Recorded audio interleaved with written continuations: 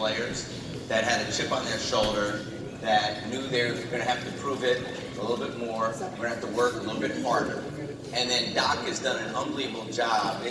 Having been a coach, one of the toughest challenges is getting players who are on expiring contracts to buy into something bigger than themselves. And so the DNA, we talk a lot about Clipper characteristics, the character, what the makeup is, and it's a credit to our players, our staff, to be at the point we're at. We just have a lot of good players, and it's a good balance of young players with some veterans who embody all the right stuff. So it's been really, really fun to watch. Part of the intent going into the season was impact the league, create an identity for ourselves, and make sure that we had a group of guys that when you rolled the ball out of the floor every night, everybody knew that they were playing against the Clippers that night. Win or lose, the opponent was going to go home a little banged up, a little hurt, knowing that they had just played the team from LA. And I think we did that. I mean, you guys really did a little bit of a zig, pull everyone out zag, and that there's a lot of models of teams around the league that are super, super high talent, usually maybe only concentrated on one guy, and then they have so much of a depth problem. We've seen that in a lot of places. You guys are so strong everywhere. There isn't a weak spot in the lineup. How did you know that that would work without maybe the mega superstar this season? Yeah, well, our group, and it's really hard to do what we're doing, is you really have to thread the needle. If you look at most teams that are of championship caliber, at one point, they were really bad. Right. Right? Where we've been, if you think about it as Clipper fans, we've had 8 years of winning seasons. And so to be able to do this and to try to get out of the middle and give us some upside to be a sustainable championship contender, there are a lot of things that need to be done. And I'll tell you this for you guys, Jerry obviously, is a great architect. Michael's the best strategist that I've ever been around, and tactician. We have an unbelievable team around the team. And to look at how can we get guys that are going to compete every single night and make you guys proud. And it's like Michael said, they're going to know they're playing the Clippers, win or lose, God bless you. They're going to know that they're playing the Clippers. And to find that, and I said then to have a championship coach like Doc to be able to bring it all together, it's been pretty special. Absolutely. I mean, look, I'll be honest. Like I said, you and I sat here the night after you had traded Blake Griffin, and you gave the speech to everyone about we're not going to bottom out. And there was a little eye roll in it, oh yeah, sure, they think they can pull that off. When the guy threw the hot dog back at me, I know, it was bad, and that's why there's a no meat policy. That's nice. Some pineapples are fine, but no hot dogs. But no, you guys have pulled it off in a way that, frankly, most organizations couldn't. And I've been saying this on TV for the last week, that it's a credit to the way you guys run this organization. There are the little advantages that different teams have, and you guys have just shown that the front office has been a step ahead of a lot of other ones. And that sort of loops me back to the trade deadline, because this week is like the time for front offices to show off their stuff. What were you guys thinking as you approached this week? The thing is amazing with the deadline, the preparation that goes into it. The planning obviously doesn't start the week before, the month before and like I said, Michael is unbelievable in terms of the preparation and the lead up, because essentially as soon as free agency is over in basically July or early August, you're already putting forth your goals and objectives prior to that. Because you can't assemble a roster unless every single decision goes through the filter of building a sustainable contender. And Michael, the group, does a great job of seeing a bigger picture, and literally every single decision we pressure test, and we always ask the question, does this help us move forward, even if it's a marginal gain, of becoming a sustainable contender? We just don't want to have one shot at a championship. We want to have multiple shots over a period of years of winning championships. And there's so much work that needs to be done. Like I said, Michael has done an unbelievable job. He brings a total different dynamic that I've ever been exposed to. And so I turn over to him in terms of the different things that go into the preparation for the deadline. As Al said, it really begins long before any execution is in place, whether it's yesterday, the day before that. But ultimately, Rachel, in terms of the I guess the mindset of the preparation, it's it's this delicate balance of honoring the team that you have today, the players that are working their butts off to make sure that they're prepared for a game, the coaching staff that is just uberly prepared for that game, the next game, the next game. Weighing that against taking care of our tomorrow selves. And for us, our tomorrow selves are, it's not necessarily tomorrow self, but like next year's self and the year after that, the year after that, with the hope of continuing to ascend the team, the competitive window, the extraordinarily high competitive window, the high performing window, which we hope results in some championships along the way. But the prep is essentially trying to figure out how do we position this team right now so that these guys in the locker room know that we're honoring them and then putting them in a position to continue to win basketball games. At the same time that we're taking care of the unknown team of next year and the year after that and the year after that. And so the prep work it's mostly minutia, and quite frankly, we're obsessed with the minutia. But ultimately, most of the work and most of the nuances is trying to, as Elle said, thread that needle that Steve has asked us to thread between competing and having a sustainable contender at some point in the near future. It's probably mostly boring work, but it's a lot of spreadsheets, a lot of numbers, a lot of role playing, whether it's negotiations or otherwise. Well, that's kind of fun. It's fun. I like that. You know what you mean? I wish everyone would have Does the. Chuck, the mascot, get to like take part? Oh, Chuck doesn't. He's part of the role play. Okay, I just want to check. I'll wear the costume. There'll be another mascot. You know. He's Elton Brand, and okay. But it's amazing. I wish all of you would have the opportunity if to be in on Thursday, deadline day, and so all the work, right, and all the preparation and every single meeting, a lot of times will lead up to where, like, you've planted seeds all the way up to that point. There's very few deals that are actually constructed on draft day.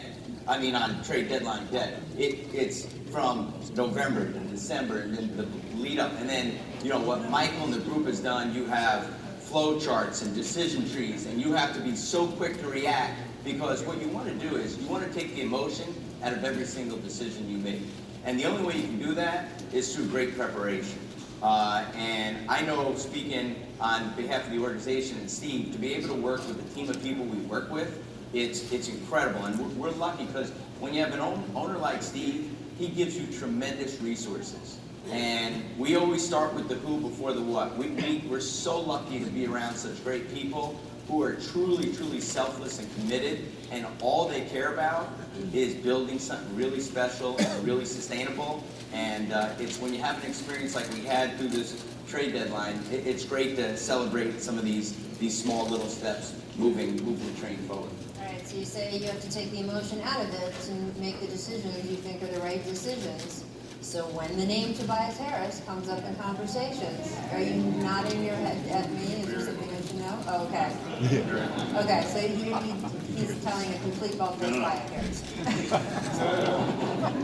Yeah. The effort, I'm sorry. No. Go ahead. The effort is, a lot of the prep, a lot of the planning is to help you be as objective as you can be when it's time to make a decision. So you're making these decisions based on, not necessarily data. I mean, Right. data is a part of the process, but the objectivity of today, the objectivity of the future, against the backdrop of sustainably contending. But emotionally, it's in many cases, it's really hard. It's gut-wrenching. When we were going back and forth with Philadelphia, and you could sort of feel that there was maybe the foundation of the deal in place. I mean, it was really hard because we have a group of people that, like, we love those guys. And when we're having, conversations in a small group and we're talking about, we're really going to trade Tobias, or we're really going to trade Boban, or we're really going to trade Mike, it's like, that's when you have to really close your eyes a little bit and think to the future and figure out how you're going to build that team that is going to win. And you have to make them really hard in this. They are very emotional, viscerally painful decisions. So it was hard. Yeah, and I think, look, trading Tobias, it sucks. Trading people sucks. All right, and no doubt. And the thing is, Tobias, Boban, like these guys are about all the right stuff. Like they're unbelievable people. When I was talking about the emotion, it's more the decisions in terms of the sequencing because you have a really small window. But when you're trading another person, it's beyond gut-wrenching. And especially of the magnitude, the character. I mean, it's an old cliche, but like Tobias is even a better person than he is a player. And what you do is you're very, very honest. And so ultimately the decision, it's not about Tobias the player. It's not about Tobias the person. It's like he did everything possible and he represented us with great pride and dignity. Same thing with Boban and Mike Scott. But ultimately the question, the dialogue, and we're very open with our players, and it's in Tobias' situation, his dad is his agent. So we had sit-downs, and ultimately the goal is to build a sustainable championship team.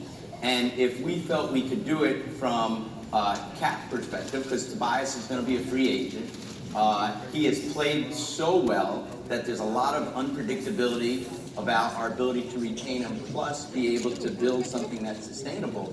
We're just very, very honest with our guys, and it's not that we don't love them. Our goal is to give them the best possible experience that they can have, both them and their families, while they're with us. And all you can do is be very transparent and very honest. But look, trading players sucks. There's no joy in it. It's horrible. Because there's a lot of deep connections. They have connections with you as fans. They connect with the teammates. And trading players, it's not trading widgets, okay? These are human beings. They have families. So it's gut-wrenching. It's heartbreaking. But unfortunately, this is what we signed up for. This is part of it. And all you do is you wish them the best of luck. And those guys are going to have great success in Philly, and we'll be cheering hard for them. Yeah, I mean, it is.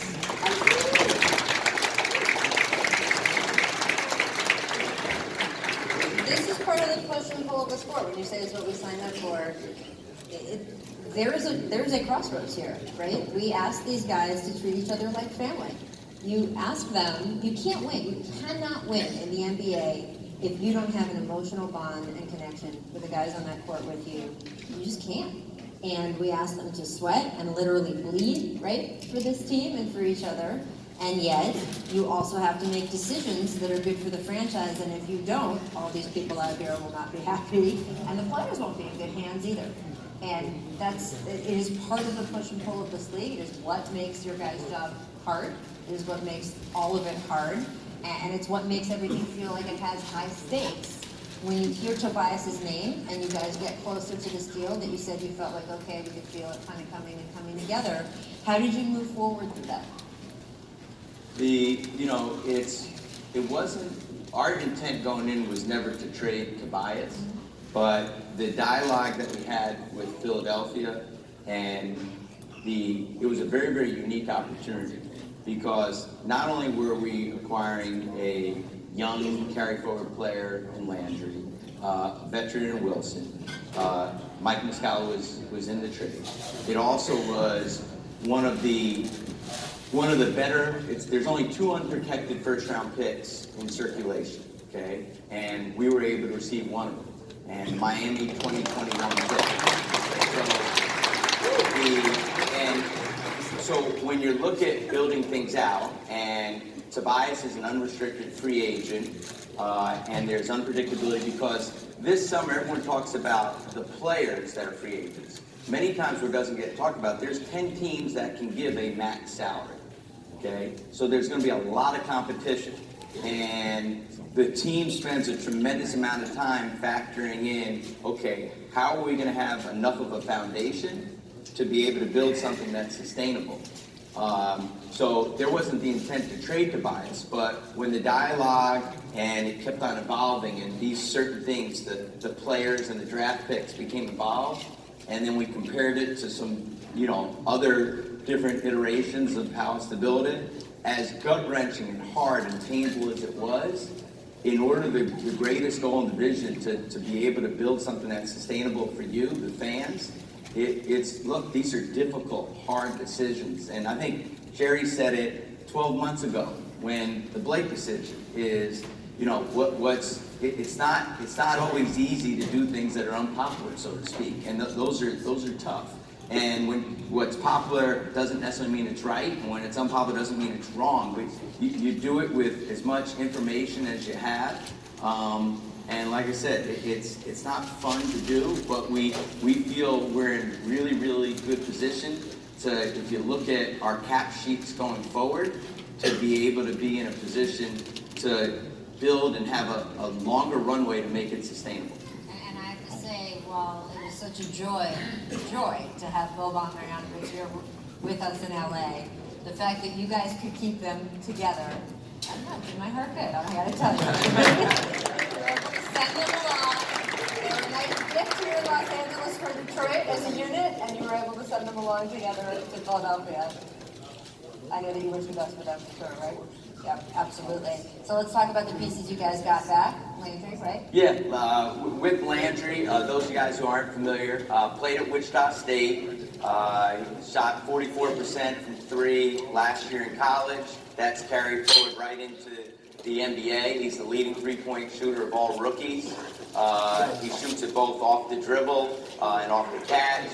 The thing that was very impressive about Landry, prior to the draft, the Chicago pre-draft combine, where you get an opportunity and we get to select 15 players that we'd like to sit down one-on-one. So just to kind of give you the setting, Steve's there, which is very unique that you have an owner that's that committed to be at the Chicago pre-draft camp.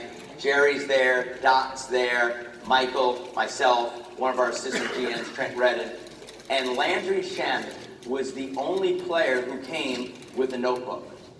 And so as we're asking questions, and we do tons of work with intel background, and you're doing a lot of fact checking to make sure everything, you can check all the boxes that he's consistent in terms of what he's about, his character, his work ethic, type of teammate.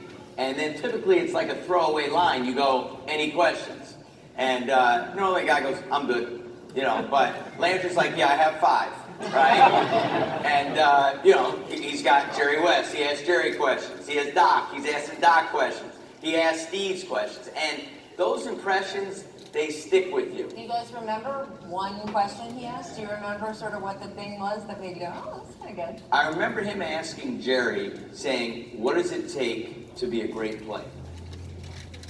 And Jerry went, and it's really, really hard to be great, but if there's one person who knows about being a great player, it'd be Jerry.